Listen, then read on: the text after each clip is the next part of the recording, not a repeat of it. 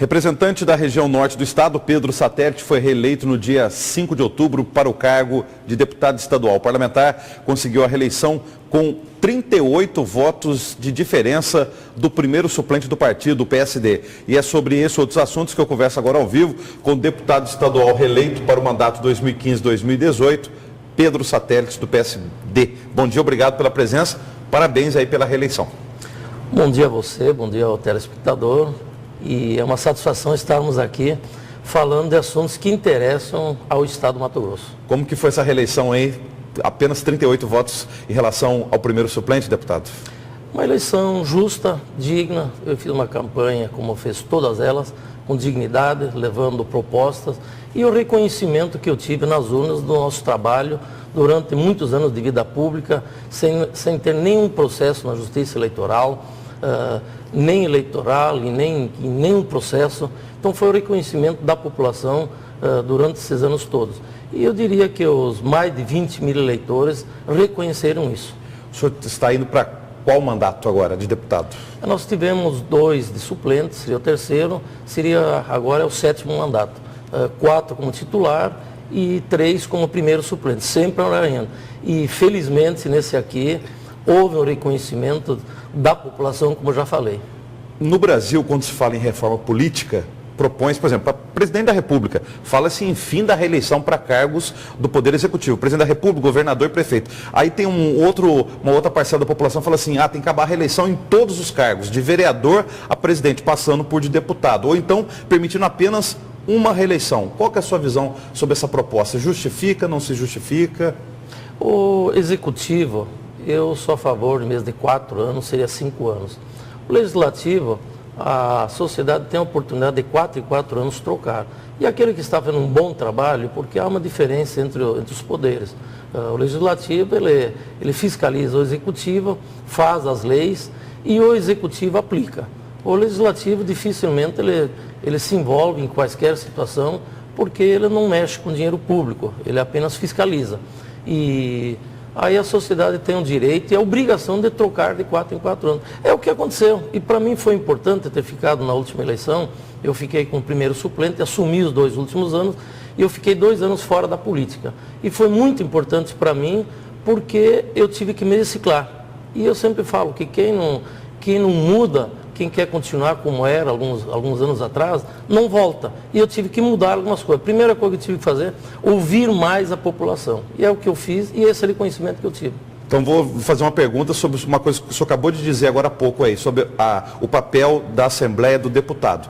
A sua colega eleita agora pelo PSD, Janaína Riva, esteve aqui no Jornal da Manhã, disse que a Assembleia tem que ter um papel de fiscalização do novo governo Pedro Taques. Já o seu colega também agora, Oscar Bezerra, do PSB, veio ontem aqui e disse que não, que a Assembleia tem que dar governabilidade à nova gestão que começa. Na sua opinião, o que deve ser feito? Os dois, dar governabilidade e fiscalizar. Simples. O deputado é eleito para fiscalizar o Executivo. Eu, por exemplo, nesse mandato, eu sou governista, com toda a dificuldade que estamos passando, mas aquilo que está errado tem o lugar certo e a hora certa para questionar e denunciar. E é o que eu fiz. Por exemplo, eu denunciei uma estrada de Santa Helena, Alta Floresta, que estava paralisada, fui ao Ministério Público e denunciei que não estava correto. Havia um contrato, esse contrato não estava sendo cumprido e o Ministério Público interferiu e está sendo cumprido o contrato. Aquilo que é errado tem que ser denunciado. Esse é o papel.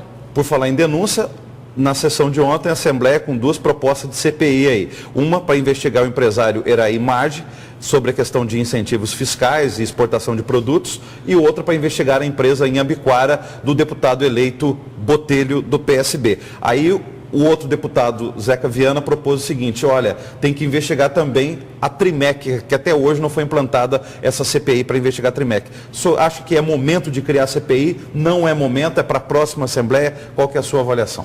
Eu dei minha opinião ontem, inclusive na tribuna. O momento é sempre, pode ser instalado no último dia. Cabe à próxima legislatura concluir. Essas CPIs mesmo, elas não vão ser concluídas nessa legislatura. E o momento é sempre, quando há quaisquer denúncia, tem que ser observado.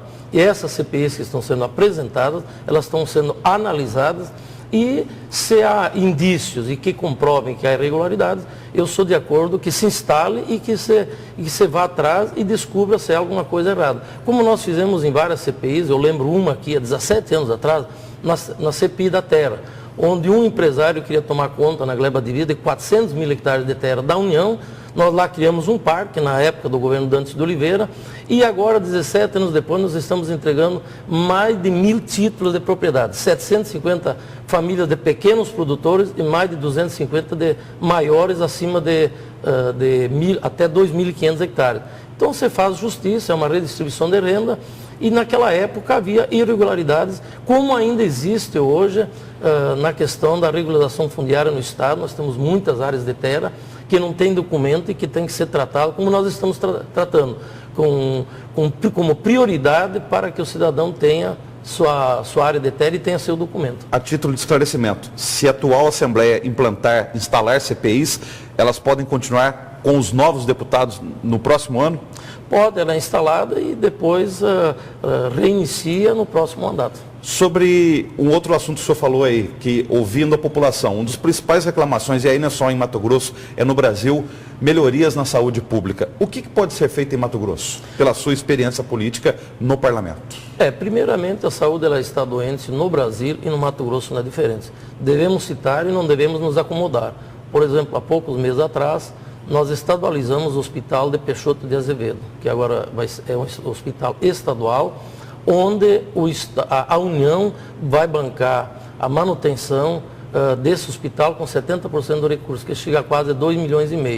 É o que eu trabalhei, é o que eu vou continuar trabalhando na interiorização da saúde. É bom que se cite que na época do governo Dantes de Oliveira, nós estadualizamos o primeiro hospital do estado do Mato Grosso, que foi o Hospital Regional de Colíder, que foi de minha autoria, do meu pedido, porque não dá para admitir, Antônio Carlos, trazer pessoas lá de Apiacasa, a 1.200 quilômetros, para vir aqui em Cuiabá, enchendo o pronto-socorro e não tendo condições de atender aqui, sendo que pode ser atendido lá no interior. Pegando essa experiência do interior, o que deve ser feito em relação a Cuiabá? Cobra-se do Estado um hospital estadual na capital de Mato Grosso. Deve ser feita uma nova obra? Deve ser comprado um prédio de um hospital particular ou aqueles prédios já comprados pelo governo de Mato Grosso na gestão de Blairo Maggi e aí equipar esses hospitais e contratar profissionais? Qual que é a sua visão sobre isso? Eu acho que os dois, pode ser comprado como pode ser construído, tá entendendo? E tem recursos para isso. Porque aí nós vamos amenizar a saúde. Porque a saúde, você ter uma ideia, o estado do Pará, vindo de Itaituba para cá, lá são 700 quilômetros, não tem nenhum hospital público que tenha ortopedia. Alguém quebra uma perna, um braço lá em Novo Progresso, Castelo de São, e vem para Mato Grosso. E esse hospital de Peixoto, exatamente, ele vai atender inclusive o sul do Pará. Por isso que a União está bancando 70% desse hospital. Então, primeiramente, interiorizar a saúde. O cidadão pode ser tratado lá no interior e tem que ser tratado porque o custo é menor. Uma criança doente, ele pode ficar junto com o pai, com a mãe, vindo para Cuiabá, ele tem um custo maior, é ambulância quebrando na estrada, batendo, a pessoa sofrendo, às vezes nem chega em Cuiabá. Agora, tem situações, por exemplo, algumas doenças, por exemplo, câncer, questão de coração, isso tem que ser tratado aqui na capital, porque não tem como montar uma estrutura ainda no interior. Com mais alguns anos, nós temos as cidades polos, como é Sinop, Barra do Garça, a gente tem como interiorizar e criar especialidades que possam ser atendidas lá no interior também. Obrigado pela sua presença ao vivo. Mais uma vez, parabéns pela reeleição de deputado estadual. Eu agradeço e quero aqui aproveitar para agradecer, se me permite, os mais de 20 mil, ou seja, 20.120 eleitores que votaram em nós no último pleito, e apenas quero dizer a todos que nós continuaremos honrando, trabalhando com dignidade e respeitando, acima de tudo, o cidadão.